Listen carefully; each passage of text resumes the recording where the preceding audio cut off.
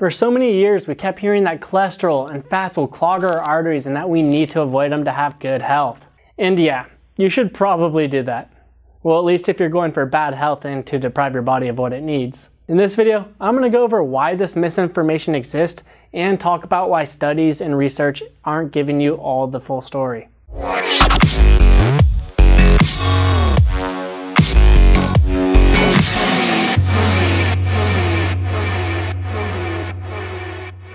In 1960, the sugar industry paid off scientists to shift the blame from sugar to fats and cholesterol in regards to heart diseases. Not only did this cause an insane amount of deaths, it also set our society back way further than it should be in terms of health and nutrition. The sugar industry got to choose which studies were published in the prestigious New England Journal of Medicine.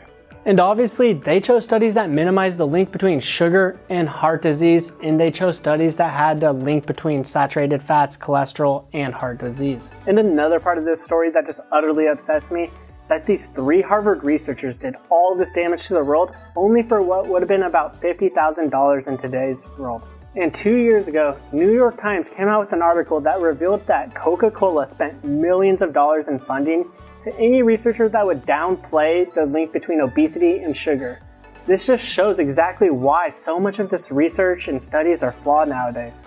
The Associated Press reported that candy makers were actually funding studies that indicated that kids who ate more candy weighed less than the kids who did not eat as much candy. This brings me to my next point, that so much research and studies are flawed, and we're so quick to read a headline and just assume that it's correct and that all variables are accounted for, or that there's no ulterior motive behind it. And then without verifying that the information is actually right, we'll go and tell our friends this new information that we learned. Lots of studies are funded by a company or an industry to get a specific result rather than the full story. And we also have to make sure that every factor is accounted for, because lots of studies don't use a control group or they have an unhealthy user bias. For example, we could take a cereal company. They probably have thousands of studies indicating that eating breakfast is good and that eating their products is really good because it has some sort of vitamin that's good for you. But what they're not telling you is how much sugar it has for you and how much inflammation that can cause and what that inflammation can do to you. Now that we know a little bit more about these studies and research, let's get back into fats and cholesterol.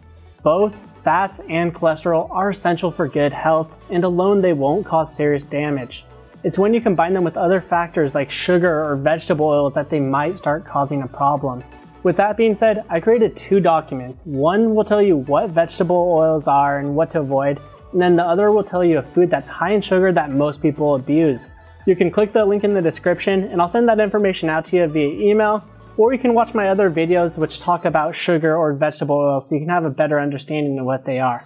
If you like this video, give it a thumbs up, hit that like button, and if you want to stay up to date with all my content, hit that subscribe button. I'm putting out 3 new videos each and every week.